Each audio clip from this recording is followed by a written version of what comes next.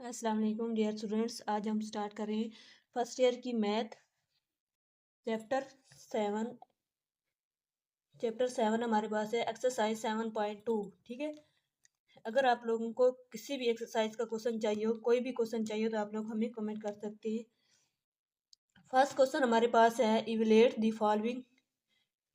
First part हमारे पास P5 to 10। P का मतलब होता है परमोटेशन। ठीक है, परमोटेशन का मतलब क्या होता है? परमोटेशन का हमारे पास फार्मूला होता है, ये देखें, ये भी हमारे पास परमोटेशन। परमुटेशन को हम इस तरह लिख सकते हैं, ये हमारे पास फार्मूला होता है, आप लोगों ने याद करना है। ठीक है, क्वेश्चन में काम आएगी। ये पी है हमारे पास, ये ऊपर क्या है हमारे पास आर एन है, और नीचे क्या हमारे पास है आर है। ठीक है, तो इसका फार्मूला क्या बनेगा? N factorial over n minus r का फैक्टोरियल। ठीक है, ऊपर वाली वैल्यू कौन सी होती है? एन होती है, और नीचे क्या लिखा हुआ है? आर, मतलब n n factorial over r n minus r का फैक्टोरियल। ठीक है, इसके बाद हम क्या करेंगे? हम फर्स्ट पार्ट करेंगे। फर्स्ट पार्ट में हमारे पास क्या है? 10 और 5। इसका मतलब है कि n की वैल्यू हमारे पास है 10 और r की वैल्यू हमारे पास क्या है? 5। तो यहाँ पे हम अब हम सॉल्व करते हैं।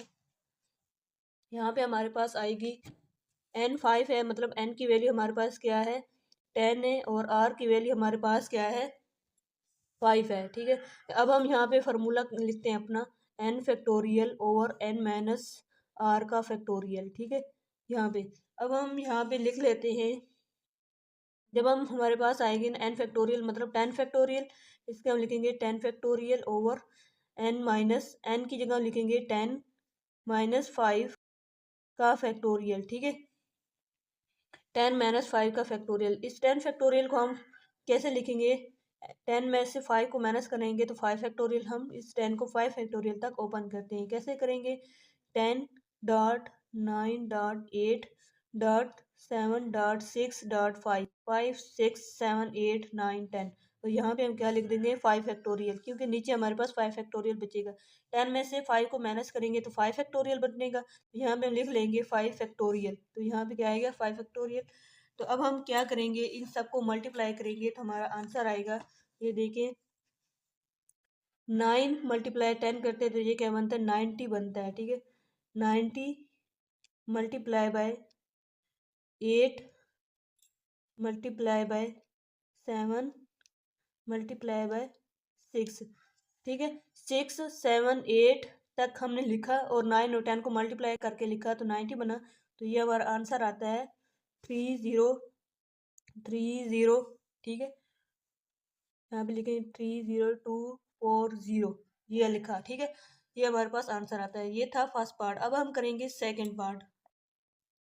देखिए, पार्ट 2 में हमारे पास है 5 और 2, मतलब है कि हमारे पास जो n की वैल्यू है वो 5 है, और r की वैल्यू हमारे पास क्या है? 2।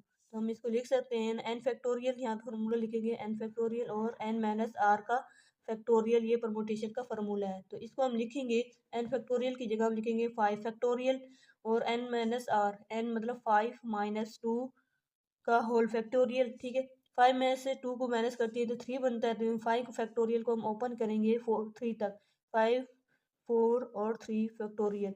नीचे हमारे पास क्या बनता है? 5 में से 2 को माइनस करते हैं तो 3 फैक्टोरियल बनता है। 3 और फैक्टोरियल से कैंसिल, तो हमारे पास क्या बनेगा? 20। ठीक है, यहाँ पे हमारा आंसर आता है 20।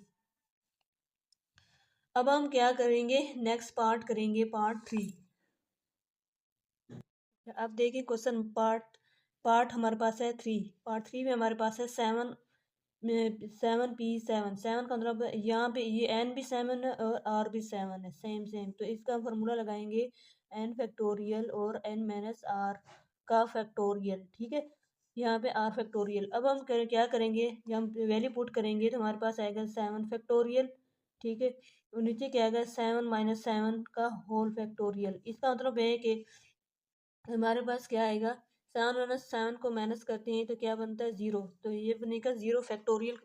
ठीक है, तो हम यहाँ पे लिख लेते हैं 7 फैक्टोरियल ओवर यहाँ पे 0 फैक्टोरियल। 7 में से 7 को माइनस करते हैं तो 0 फैक्टोरियल बनता है। 0 फैक्टोरियल जो हमारे पास होता है वो 1 के इक्वल होता है। 0 फैक्टोरियल होता है 1 के इक्वल। ठीक है, तो मतलब है कि यहाँ पे 1 फैक्टोरियल बनता है, तो इसको हम 1 तक करेंगे, सॉल्व करें, ओपन करेंगे तो हमारे पास आएगा 7 6 5 4 3 2 डॉट 1 फैक्टोरियल, ठीक है। नीचे क्योंकि 0 फैक्टोरियल जो होता है 1 फैक्टोरियल होता है, 1 फैक्टोरियल, 1 फैक्टोरियल 1 फैक्टोरियल से कैंसल। अब इन सबको मल्टीप्लाई करो तो हमारे पास क्या आंसर आएगा, यहाँ पे लिखते हैं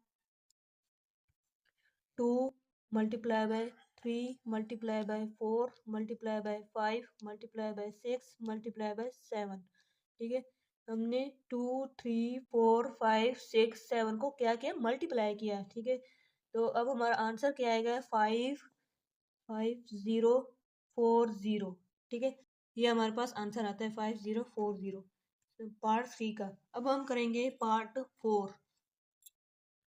अब देखिए पार्ट 4 है, फर्स्ट क्वेश्चन का लास्ट पार्ट, पार्ट 4। 10 और 3 मतलब n की वैल्यू हमारे पास क्या है, 10, n की वैल्यू हमारे पास 10 है और r की वैल्यू हमारे पास है 3। तो यहाँ पे हम फार्मूला लिखेंगे n factorial over n minus r का फैक्टोरियल, ठीक है। अब हम यहाँ पे जब वैल्यू पुट करेंगे हमारे पास क्या आएगा, n फैक्टोरियल कितना होता है हमारे पास, 10 होता है ना। तो यहाँ पे लिखेंगे 10 फैक्टोरियल ओवर n 10 माइनस 3 का होल फैक्टोरियल।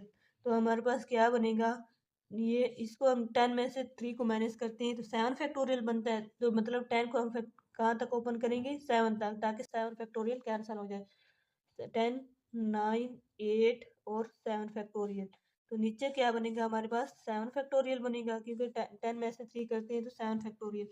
7 फैक्टोरियल से कैंसिल, तो इसको मल्टीप्लाई करते हैं तो हमारे पास क्या बनेगा, 10 9 8 को मल्टीप्लाई करते हैं, 10 मल्टीप्लाई बाई 8 मल्टीप्लाई बाई 9, 8 9 और 10 को मल्टीप्लाई किया तो हमारे पास आएगा 720। क्या है हमारे पास, 720, ठीक है। ये था हमारे पास पार्ट 4 का आंसर। फर्स्ट को इस वीडियो में हमने क्वेश्चन नंबर फर्स्ट कंप्लीट किया है। अगर आपको कोई और क्वेश्चन चाहिए हो किसी भी एक्सरसाइज का तो आप कमेंट कर सकते हैं। थैंक्स फॉर वॉच, अल्लाह हाफिज़।